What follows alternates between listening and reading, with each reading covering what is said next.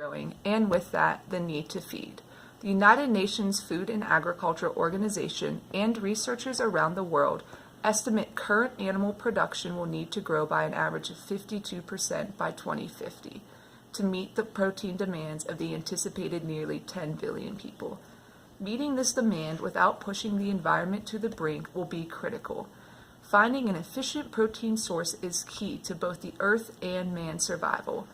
This lecture is an attempt to outline aquaculture as a means to mitigate climate change and feed a growing population. Let us begin. Carbon emissions from greenhouse gases are a root cause of climate change, and all mitigating measures revolve around reducing the carbon emissions. The world's livestock accounts for 18% of greenhouse gases emitted, more than all transport modes put together, and most of this is contributed by 1.5 billion cattle. The livestock sector is estimated to account for 37% of all human-induced methane emissions. The global warming potential of methane is estimated to be 23 times that of carbon dioxide. Tropical deforestation is also responsible for about 10% of global warming. Beef is the main contributor to tropical deforestation. 70% of deforestation in the Amazon basin can be attributed to cattle ranching.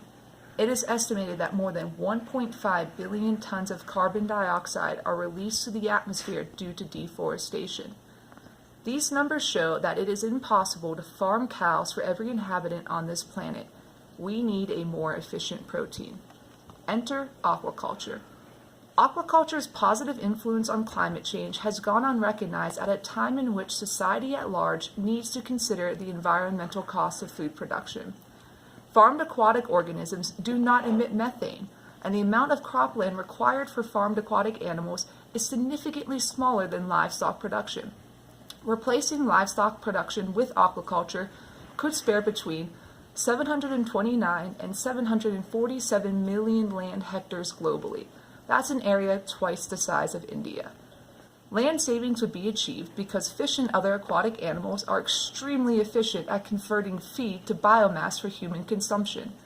For example, 8 to 9 pounds of feed plus 8,000 liters of water equals 1 pound of beef, while most farmed fish need just 1 to 2 pounds of feed for 1 pound of meat. This efficiency translates into much less cropland required to grow feed for the fish that people eat.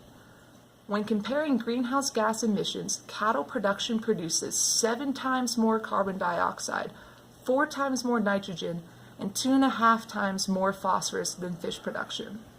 Fish is the efficient protein. However, it is important to note why farmed fish over wild caught is the appropriate alternative protein source for cattle. Currently, our global fisheries are 2.5 times larger than what our oceans can sustainably support. 57% of world's fish stocks are already depleted. In 30 years, demands will have increased from 65 million tons of wild-caught fish a year to 85 million tons. In 2050, world fisheries risk collapse. To meet growing demand for protein without increasing carbon emissions, we need fish. To meet this growing protein demand without depleting the oceans further, we will need aquaculture. Aquaculture provides an answer to the concerns about sustainability, use of primary resources, and the associated environmental degraded issues related to our food system. Our meat choices have direct implication of the future of the world's climate. Food security must equate to environmental security. Farmed fish is the most resource-efficient animal protein available to humankind.